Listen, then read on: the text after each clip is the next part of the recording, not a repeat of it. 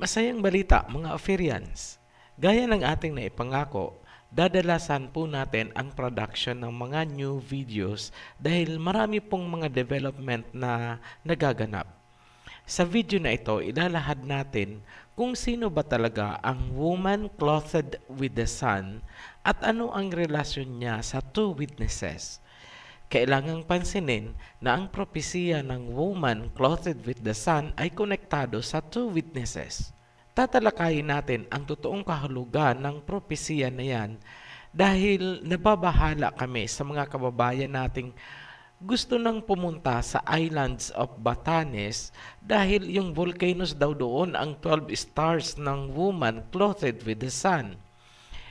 Ano po ba ang volcanoes at saan yan patungo? Sa bottomless pit na may kumukulong sulfur and brimstone. Grabe na po yung panlilin lang na yan. Mula sa bottom of the ocean, papunta naman sila ngayon sa bottomless pit. Maliligaw po talaga kayo, pero sa oras na kilalanin nyo ang mga tunay na Hebreo, biglang magdiliwanag ang inyong pananaw dahil sila ang ilaw ng mundo. Nasusulat sa Matthew chapter 5 verse 14 hanggang 16, "You are the light of this world." Sino po ba ang sinasabi ng Mesaya na you are the light? Siyempre po, yung mga kaharap niya noon, yung mga Hebreo. Kapag tinanggap nyo kung sino ang mga tunay na Hebreo, saka nyo palang maiintindihan ang mga propesiya, lalong-lalo na ang two witnesses at ang woman clothed with the sun. Huwag po kayong umasa na maririnig nyo ang aming mga inilalahad mula sa mga relihiyon dahil para na rin nilang tinunaw ang kanilang institusyon. Dahil propesiya ang ating tatalakayin, kailangan pong pansinin na ang iba't ibang aspeto ng iisang propesiya ay ginagamitan ng iba't ibang prophetical symbol sa Biblia. Halimbawa dyan ay ang paggamit ng two olive tree para ipakita na may magbibigay ng oil o langis, nourishment, pagkalinga sa mga remnant of Israel. Ngunit dahil hindi maipakita sa ganung simbolo yung kakayahan, ugali at kapangyarihan noong nagbibigay ng langis, kaya gumamit pa ng isang simbolo. Tao naman ang ginamit na may kakayahang magbuga ng apoy at tinawag itong two witnesses. Iisa lamang po sila. Ganyan din po ang propesiya ng woman clothed with the sun at ang golden lampstand na tumatanggap ng langis galing sa olive tree. Tinutukoy po niyan ang lahing Hebreo. Isa-isahin muna nating kilalanin ang mga tauhan sa propesiya ng woman clothed with the sun. Unahin natin ang serpent, yung devil or yung Satan. Revelation chapter 12 verse 4. Its tail swept a third of the stars out of the sky and flung them down to the earth. The great dragon was hurled down, that ancient serpent called the devil or Satan, who leads the whole world astray. He was hurled to the earth and his angels with him. Then the dragon was enraged at the woman and went off to wage war against the rest of her offspring. Analyze po natin. Merong heavenly entities na ibinagsak sa lupa at tinawag na fallen angels. Ngayon, ano ba ang nature ng isang anghel ayon sa Biblia?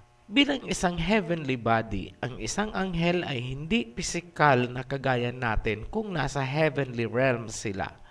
Ngunit, may kakayahan silang mag-anyong pisikal na tao kung nasa physical earth sila. Naranasan yan ni Abraham kung saan pinakain niya ang 3 anghel. Ganon din kay Lot bago ginunaw ang Sodoma. Pinuntahan sila ng anghel na anyong tao at kumain pa sa kanila. Matatagpuan po ang kwento niyan sa Genesis chapter 18 verse 1 hanggang 22. Ngayon, sina Lucifer ay anghel. Ibig sabihin, sila ay pwede ring mag-anyong physical na tao at makihalubilo sa mundo, pumasok sa entertainment o kaya sa politika. Kaya nga, binalaan tayo tungkol sa mga taong tila maaamong tupa ngunit mababangis na halimaw pala. May kakayahan din ang espiritu nila na gamitin ang physical na katawan ng tao kagaya ng mga demonic possessions. Nasusulat sa 2 Corinthians chapter 11 verse 14. Satan masquerades as an angel of light, and the angels who serve him masquerade as servants of righteousness. Ginagamit nila yan para pag-awayin at pabagsakin ang mga bansa. Pansinin niyo po itong salita ni Propeta Isaiah. Ang tinutukoy niya dito ay ang King of Babylon. Isaiah chapter 14 verse 3 nasusulat, It shall come to pass in the day that the Elohim gives you rest from your sorrow and from your fear and the hard bondage in which you were made to serve, that you will take up this proverb against the king of Babylon. So, tinawag siyang proverb, parang kasabihan. So, ano ang message na pinapasabi? How you are fallen from heaven, O Lucifer, son of the morning, how you are cut down to the ground, you who have weakened the nations. Allegoric lang ba o symbolic ang pagtawag ng Lucifer sa King of Babylon? Napossess ba ni Lucifer ang katawan ng king? Or posible kaya na ang King of Babylon ay mismong si Lucifer na nagkatawang tao? Wala pong impormasyon sa Biblia na direktang sumagot sa katanungan na yan. Pero may isang katotohanang makikita dyan. Pinagtibay ni Propeta Isaiah na may kakayahan si Lucifer na kontrolin ang isang pinuno ng bansa. Yan ang katotohanang hindi natin maitatanggi dahil galing mismo sa salita ng propeta. Anong klaseng laro ba ang ginagawa ni Lucifer sa mga bansa? Number 1, lilinlangin niya ang buong mundo, pahihinain ang mga bansa at kukontrolin niya ang mga pinuno. Number 2, kapag kontrolado niya na ang mga bansa, didigmain nila ang mga natitirang mga offspring ng woman. Yan po ay matatagpuan sa Revelation chapter 12 verse 17. So, ang nakikita natin ay nakikipag-power play sa Panginoon itong mga fallen angels gamit ang pinuno ng mga bansa. Kahit ano pa ang gustong itawag ng mga scholars, pwedeng Satan, pwedeng devil, pwedeng adversary, pwedeng serpent, etc., etc., iisa lang po ang tinutukoy na dragon sa prophecy. Natutugis sa woman clothed with the sun. Yan ang Organization of Nations na kontrolado ng fallen angels. Collectively, tinawag yan na dragon. Ipapaliwanag natin ng mas detalyado ang mga beasts or halimaw sa mga propesya pagdating natin sa mga darating na videos. May mga meaning po kasi yan na tumutukoy sa mga bansa at mga hari. Lagi pong tatandaan na malaking bahagi ng Revelation ay tungkol sa mga bansa at mga namumuno. In short, geopolitics of the last age. Mag-focus lang muna tayo ngayon sa woman clothed with the sun. Ang propesiya tungkol sa babae na nababalot ng sikat ng araw ay matatagpuan sa Revelation chapter 12, verse 1 hanggang 17. Kukunin lang po natin ang mga importanteng bahagi na kailangan para ma-decode ang kahulugan.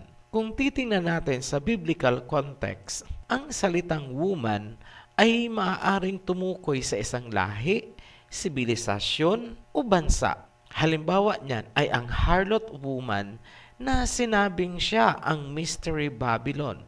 Ito ay isang bansa, sibilisasyon o lahi. Sinabi sa prophecy na ang isinilang na lalaking sanggol ng woman ay dinala sa trono ng Ama. Ngunit muling babalik to rule the nations with scepter and iron. Isa lang ang tinutukoy. Ang sanggol ay ang Mesaya. Ibig sabihin, ang woman ay ang lahing Hebreo. Paumanhin po, hindi yan si Virgin Mary na tinutukoy na woman sa prophecy. Ano po ang ibig sabihin ng clothed with the sun, with the moon under her feet?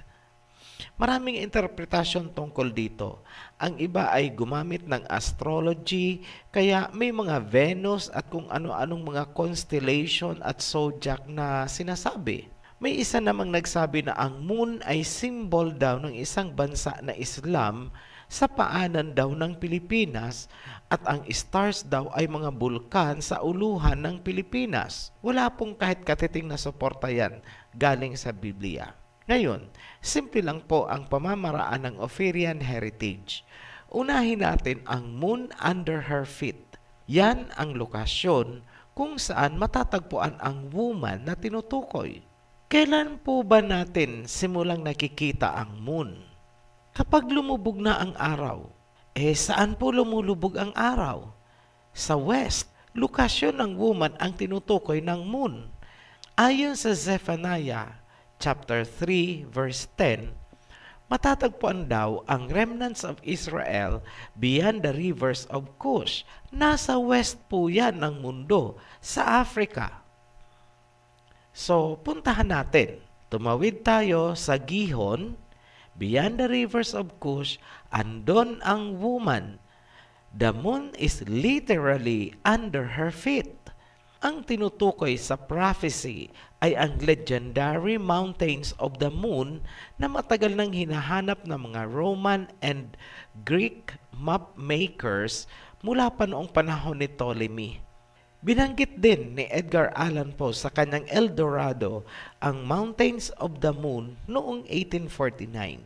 Bakit pinaniwalaan nating ang Mountains of the Moon ang tinutukoy sa propesiya na moon under her feet? Simple lang. Una at higit sa lahat, sinabi sa Biblia na ang remnants of Israel ay matatagpuan beyond the rivers of Cush. Pangalawa, napakalapit po nito sa En-Eglaim na una nating ipinakita sa Gihon River videos. Pangatlo, sinabi sa prophecy na ang mga natitirang binhi ng woman ay tutugisin at magtatago sa wilderness. Lahat po yan ay natupad sa lokasyon ngayon ng woman. Here is wisdom. Kung sino ang tumutugis, siya ang dragon. Kung sino ang tinutugis, siya ang offspring or lahi ng woman. At kung sino ang sumaklulo sa remnants, yun ang witnesses. Simple lang po, huwag guguluhin ng wushy-wushy tsunamis from the bottom of the ocean. Ngayon, sino ang tumutugis? Simulan natin, silipin natin sa history. Year 70 AD, sinalakay ng Romans po, mga Europeans yan, sinalakay nila ang Jerusalem, sinunog ang templo, at na-exile ang mga Hebreo. Saan sila napunta?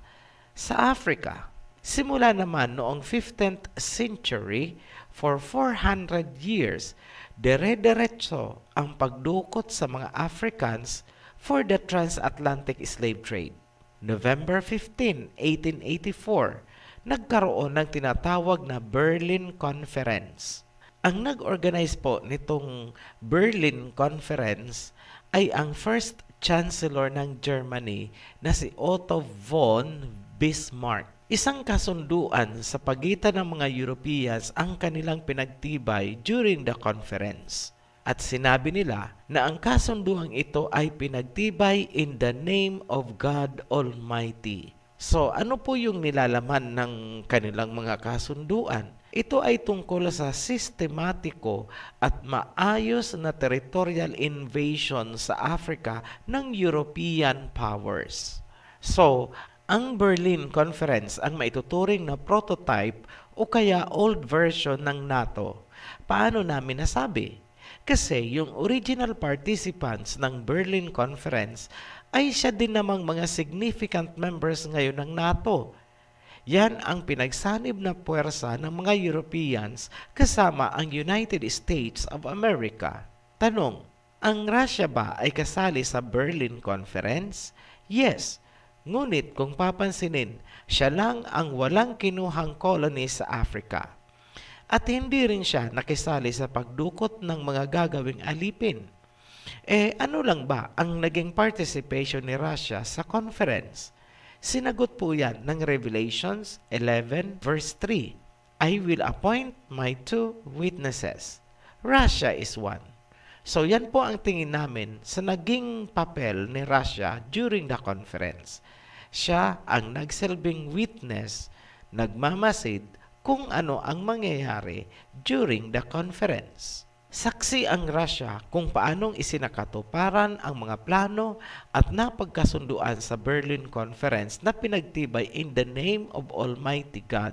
Pinaghati-hatian nila ang Africa at tinawag yan sa world history na Scramble for Africa. Unahan po sila sa lupain at natural resources. Tandaan, gaya ng Pilipinas, ang Africa ay napakayaman din sa ginto. Marahil, nagtataka po kayo, bakit hindi lumaban ang Africa? Wala na po kasi silang kakayahang lumaban dahil yung mga able-bodied men nila ay halos naubos na dahil sa transatlantic slave trade. Ngayon, kung papansinin natin, ang transatlantic slave trade na sinimula noong 15th century ay kasabay din ng pagpasok ng mga Kastila sa Pilipinas noong 1521. Ngayon, balikan natin ang Buman. Habang kinukuha ang mga lupain sa paligid niya, nasusukol na po siya. Para siyang pinagsalikupan ng mababangis na lobo, kaya doon siya umakyat sa mountains of the moon. Eksakto po sa prophecy. The moon is under her feet. Ang lupain na sumasakop sa mountains of the moon ang naging colony ng Germany at Belgium. The rest ay pinaghati-hatian na ng mga kasamahan niyang Europeans. Tanong Ophirian, bakit walang lupain na kinuha si America? Di ba kasama din siya sa Berlin Conference? True, kasama po siya sa Berlin Conference. Ngunit, mas ginusto niya ang magkaroon ng mga alipin na siya niyang ginamit sa pagtatayo ng New York City. Pakalipas ng mahabang panahon, yung mga anak nung slaves ay pinauwi niya sa Liberia na walang provisions for livelihood. Sa tingin niyo po, hindi alam ni Russia ang mga pangyayari na yan? Mula sa pagplano hanggang sa implementation, hindi naman siguro bulag o tulog si Russia ng mga panahong yaon. Sa kasalukuyan, bahagi ng Mountains of the Moon ang kinalalagyan ng Mountains of the Moon University. Dito nag-aaral ang mga Hebrews ngayon at kung titingnan natin ang prophecy, literally, nakaapak pa rin siya sa moon. Talakayin naman natin ang kahulugan ng clothed with the sun. Kailan po ba tayo nababalot ng liwanag ng araw? Kapag sumikat na ang araw, syempre, saan ba sumisikat ang araw? Sa east or sa silangan ng mundo? Ano pala ngayon ang nais ay pakahulugan ng sun? Silangan. Ano ang katibayan? Pansinin nyo na lang po ang flag ng Pilipinas. ang bansang hinirang sa silangan. Kung babasihan natin ang Biblia, malinaw na lahing Hebreo ang mga Pilipino na nasa silangan. Tandaan, ang mga Hebreo ay nahati sa dalawang grupo lamang. Lahi ni Peleg na nasa kanluran at lahi ni Joktan na nasa silangan. Ang colonizer ng Africa at ng Pilipinas ay iisang dragon lamang. Yan ang ibig sabihin ng propesya na tutugisin at pahihirapan ng dragon ang natitirang binhi ng woman. Tugma ba ang propesya? Yes. Para maintindihan ang sinapit ng sangang lahi ng Hebreo, kailangang mapanood ninyo ang Jose Rizal o ang Crispin and Basilio videos natin. Gumawa na po tayo ng playlist. Pakicheck nyo na lang po. Ngayon, bakit sinabing clothed by the sun ang woman? Simple din lang ulit. Para saan ba ang clothing? Di ba for protection? Ibig sabihin, ang woman ay poprotektahan ng silangan. Kaya, karugtong ng propesya ang tungkol sa Kings of the East na matatagpuan sa Revelation chapter 16 verse 12 at ang 200 million soldiers na sasaklulo sa mga Hebreo na galing sa silangan. Mababasa po yan sa Revelation chapter 9 verse 16. Ang dalawang talata na yan ang sumusuporta sa ating interpretasyon tungkol sa clothed with the sun. Ibalik natin ang premise kanina. Ilan nga ba ang major na tauhan sa prophecy ng woman clothed with the sun? 3 lang po, di ba? Una, yung woman. Sunod ay yung dragon. At ang pangatlo ay hindi sinabi.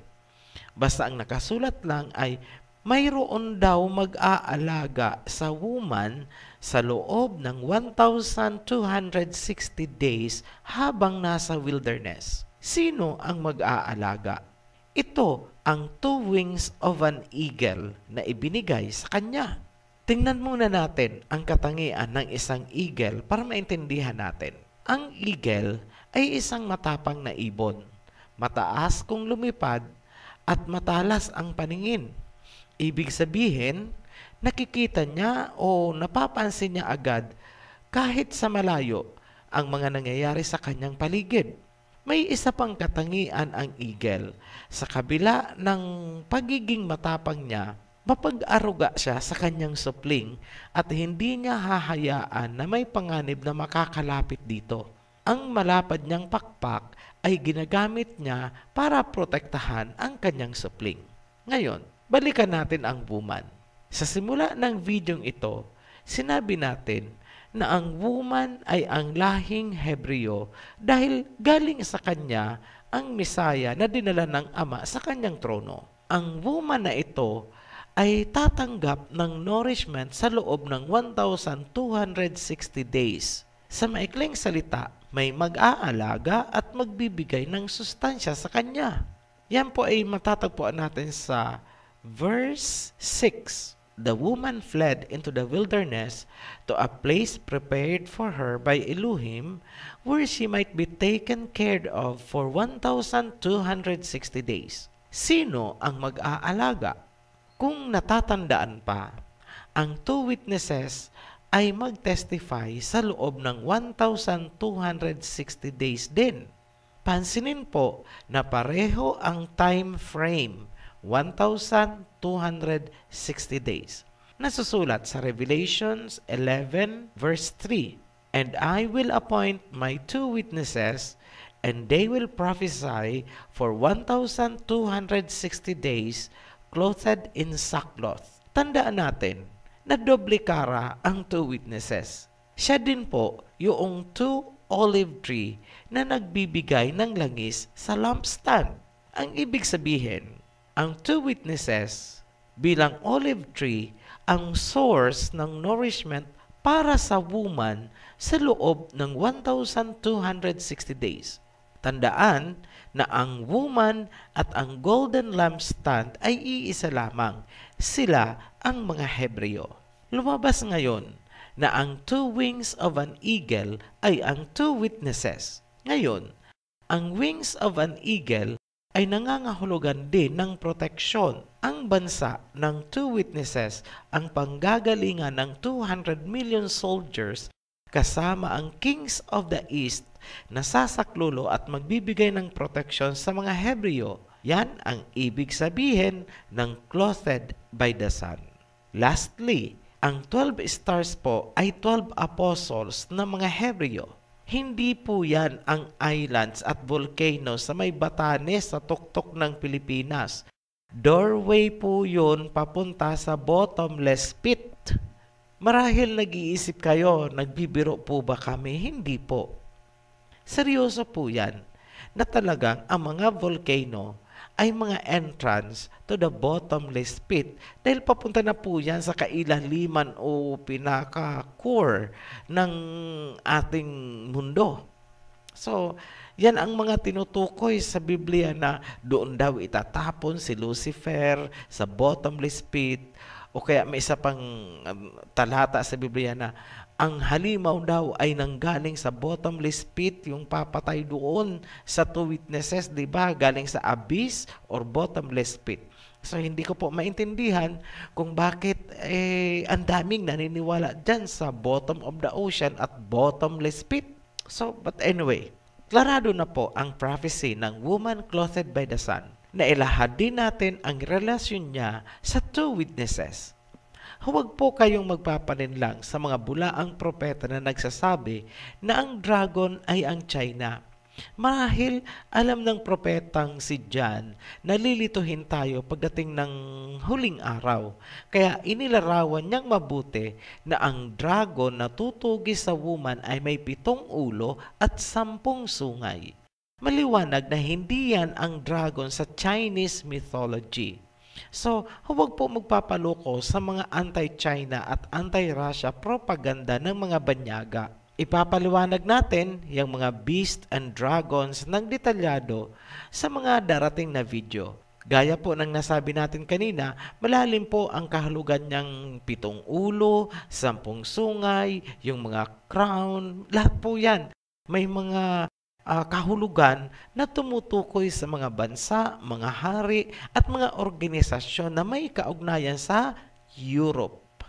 Muli po kaming nagpapasalamat sa inyong patuloy na pagsubaybay sa ating mga video. Marami po tayong mga darating na video sa hinaharap na talagang magsisiwalat ng mga katotohanang matagal nang itinago sa atin. Sa mga bagong subscribers, welcome to Oferian Heritage. Sa mga hindi nakasubscribe, click nyo po ang subscribe button at ang bell para lagi kayong updated sa tuwing kami ay mag-upload ng bagong video. Paki-like din and share ang ating mga video para maraming makaalam. Hanggang po sa muli, be blessed, Oferians!